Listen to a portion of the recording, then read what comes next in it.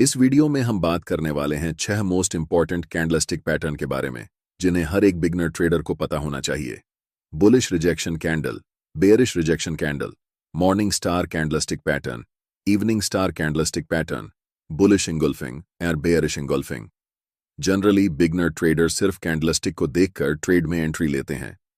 अगर आप ऐसे करते हैं तो आप कभी भी प्रॉफिटेबल नहीं हो पाएंगे, क्योंकि चार्ट्स पर सिर्फ कैंडल का फॉर्मेशन इंपॉर्टेंट नहीं होता। जब तक आप उस कैंडल को प्राइस एक्शन के साथ नहीं जोड़ेंगे तब तक आपको रिजल्ट नहीं मिलेगा।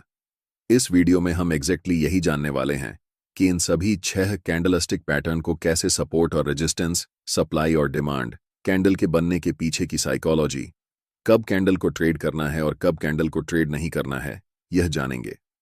साथ ही हम इन सभी कैंडलस्टिक पैटर्न को लाइव मार्केट उदाहरण के साथ ट्रेड करके देखेंगे, जिससे आपको यह पूरा कॉन्सेप्ट अच्छे से समझ में आए, प्रैक्टिकल नॉलेज मिले और आप प्रॉफिट बना सकें।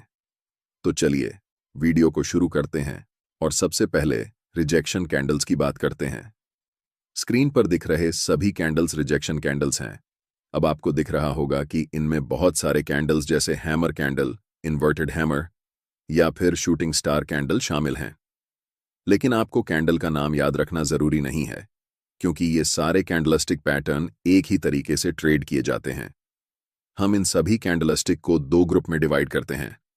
पहला बुलिश रिजेक्शन कैंडलस्टिक पैटर्न और दूसरा bearish rejection candlestick pattern. Bullish rejection candlestick pattern की लोअर वीक बॉडी के कंपैरिजन में लंबी होती है। अगर आपको नहीं पता कि बॉडी और वीक क्या होते हैं, तो मैं बता दूं कि ये जो बॉक्स एरिया है, जो कि ग्रीन या फिर रेड हो सकता है, इसे हम कैंडल की बॉडी कहते हैं। यह हमें बताता है कि कैंडल की ओपनिंग कहां हुई थी और क्लोजिंग कहां हुई है। कैंडल के ऊपर और नीचे जो आपको यह लाइन दिख रही है, इसे हम वीक कहते हैं, जो हमें कैंडल रेंज के बारे में बताती है, प्राइस कितना ऊपर तक गया और कितना नीचे तक।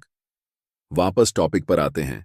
बुलिश रिजेक्शन कैंडल की लोअर वीक बॉडी के मुकाबले लंबी होती है, जो हमें बताती है कि कैंडल ओपनिंग के समय मार्केट में सेलिंग का प्रेशर हाई था, जिससे प्राइस नीचे तक आ गई। लेकिन कैंडल क्लोज होने से पहले मार्केट में बड़े क्वांटिटी में बायर्स की एंट्री हुई, जिससे प्राइस ऊपर जाकर क्लोज हुई।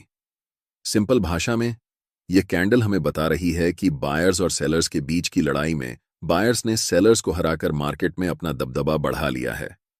बुलिश रिजेक्शन कैंडल जनरली आपको डाउन ट्रेंड के बाद दिखाई देता है। यह कैंडल हमें संकेत देती है कि प्राइस अब यहां से ऊपर जाने वाली है। लेकिन जब हम चार्ट्स देखते हैं तो हमें बहुत सारे बुलिश रिजेक्शन कैंडल्स दिखते हैं, लेकिन हर कैंडल में इतना ताकत नहीं होता कि सिर्फ कैंडल ये डिसाइड कर सके कि अब मार्केट यहां से ऊपर जाएगी। इसीलिए हर एक अनुभवी ट्रेडर सपोर्ट, रेजिस्टेंस या फिर सप्लाई और डिमांड का हेल्प लेता है। इसीलिए मैंने आपको शुरू में कहा था कि कैंडल का सिर्फ फॉर्मेशन इंपॉर्टेंट नहीं है, बल्कि इंपॉर्टेंट यह है कि वह कैंडल किस कॉन्टेक्स्ट और लोकेशन पर बन रही है। इस उदाहरण को ध्यान से देखिए। चार्ट्स पर यह एक स्ट्रॉन्ग सपोर्ट एरिया है, जहां से प्राइस प्रीवियस चार्ट्स पर रिजेक्शन लेकर ऊपर गई है। जब भी प्राइस इस सपोर्ट एरिया पर आकर एक बुलिश रिजेक्शन कैंडल बनाती है, तब हमें मार्केट में अलर्ट हो जाना चाहिए। याद रखें, कभी भी हमें तुरंत एंट्री नहीं लेना चाहिए।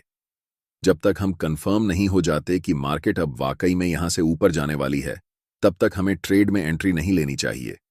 हम कंफर्मेशन के लिए वेट करेंगे कि कब एक नेक्स्ट कैंडल इस रिजेक्शन कैंडल के हाई को ब्रेक करती है, और जब भी इस कैंडल के हाई को ब्रेक करेगी, तब हम मार्केट में एंट्री लेंगे, जिसमें हमारा स्टॉप लॉस सपोर्ट एरिया के जस्ट नीचे होगा और टेक प्रॉफिट निकटतम स्विंग हाई पर।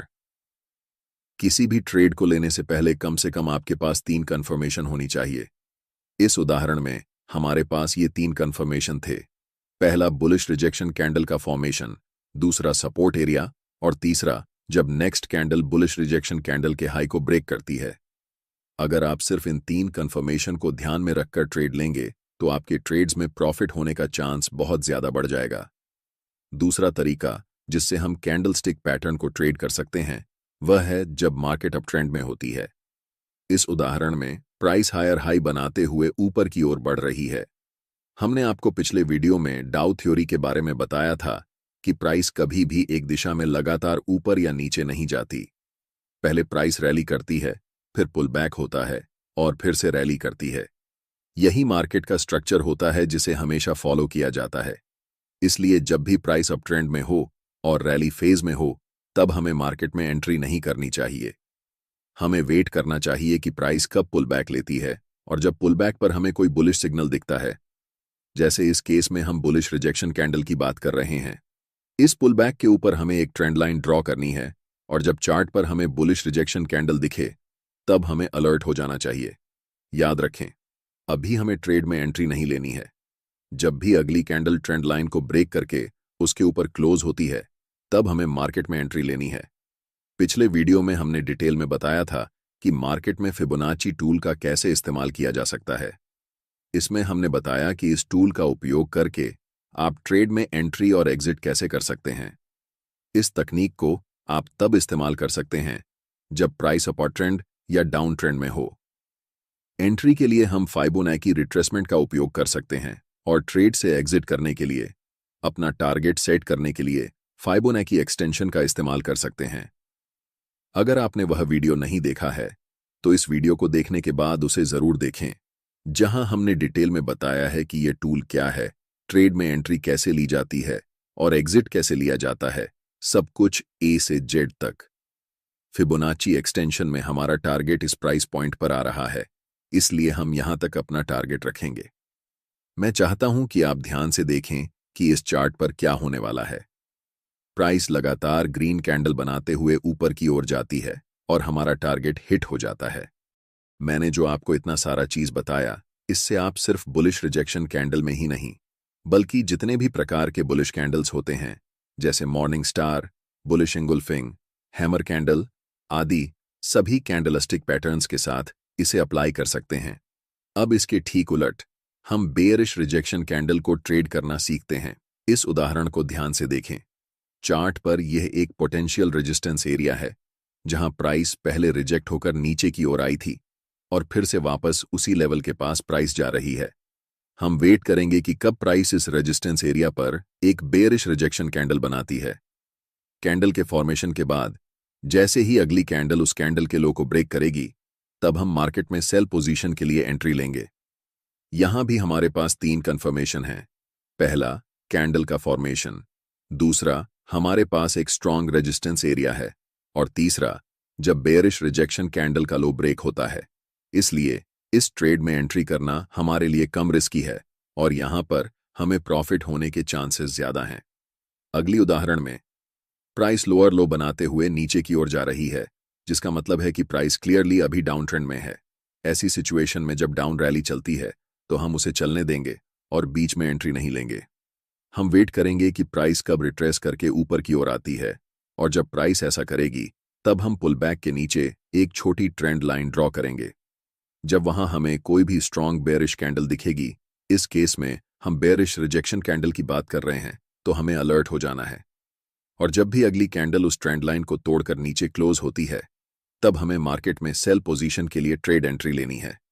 इसमें हमारा पहला टारगेट नजदीकी स्विंग लो होगा, और अगले टारगेट के लिए हम फाइबोनाची एक्सटेंशन का उपयोग कर सकते हैं। हर एक ट्रेडर की सबसे बड़ी दिक्कत होती है ब्रोकरेज। कैपिटल का ज्यादातर हिस्सा ब्रोकरेज में चला जाता है। आप अपना डिमैट अकाउंट एम स्टॉक ब्रोकर के साथ खोल सकते हैं, जहां सभी फाइनेंशियल एसेट्स में ट्रेड करने पर आपको 0 ब्रोकरेज लगेगा। चाहे आप delivery, intraday, futures and options, mutual funds या आईपीओ में ट्रेड या इन्वेस्ट करें, आपको लाइफ टाइम 0 ब्रोकरेज का फायदा मिलेगा। अकाउंट ओपनिंग फीस 999 रुपए है, और अकाउंट मेंटेनेंस चार्ज के 2 ऑप्शन हैं। पहला 149 रुपए का, जिसमें आपको 20 रुपए प्रति ट्रेड ब्रोकरेज लगेगा, और दूसरा 999 रुपए का, जिसमें लाइफ टाइम 0 ब्रोकरेज और मेंटेनेंस रहेगा। अगर आप ट्रेडिंग में सीरियस हैं, तो आप अपना डिमैट अकाउंट जरूर खोलें। फिर चाहे आप एक दिन में कितने भी ऑर्डर प्लेस करें, आपको कोई भी ब्रोकरेज नहीं देना पड़ेगा। अकाउंट ओपनिंग के समय आपको कुल 999 रुपए अकाउंट ओपनिंग फीस और 999 रुपए account maintenance charge plus GST देना होगा। एक बार अगर आप इन्हें पे कर देते हैं, तो आपको फिर कभी ब्रोकरेज पे करने की जरूरत नहीं पड़ेगी। हर एक फ्रेंड को रेफर करने पर आपको 555 रुपए मिलता है। यहाँ 1000 से ज्यादा स्टॉक्स पर 4 गुना ई मार्जिन फैसिलिटी मिलती है मार्केट में सबसे कम इंटरेस्ट रेट पर, जिसे आप लाइफ टाइम तक होल्ड कर सकते हैं। डिस्क्रिप्शन में दिए गए लिंक से अकाउंट ओपन करने पर मेरी तरफ से आपको सेबी रजिस्टर्ड एडवाइजरी ग्रुप का एक्सेस फ्री ऑफ कॉस्ट मिलेगा।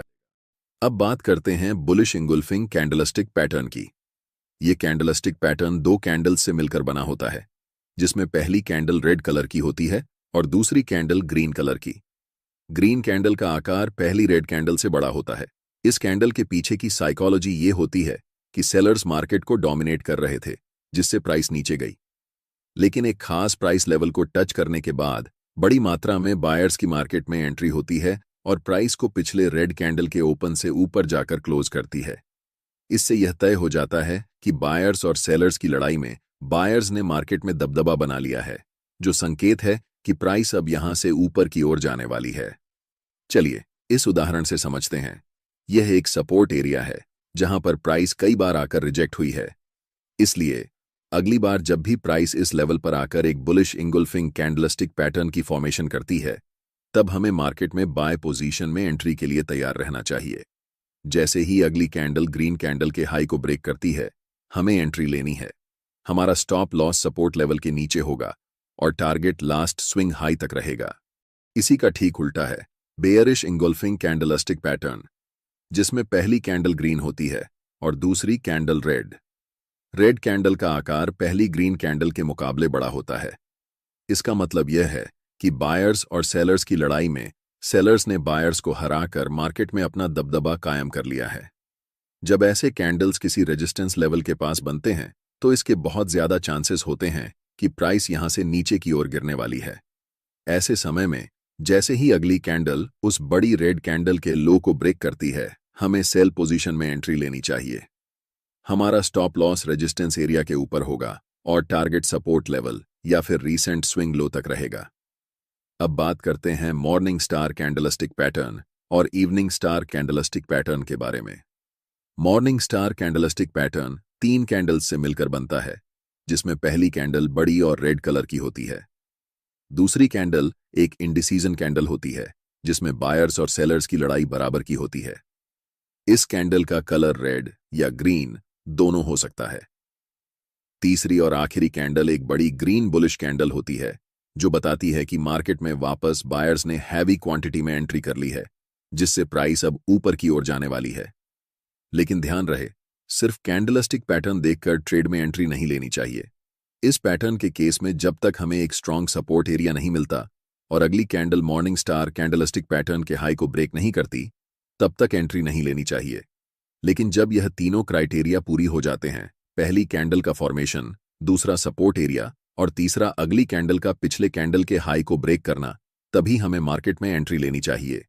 ऐसे ट्रेड्स की एक्यूरेसी सबसे ज्यादा होती है। इस पैटर्न का ठीक उल्टा है इवनिंग स्टार कैंडलस्टिक पैटर्न।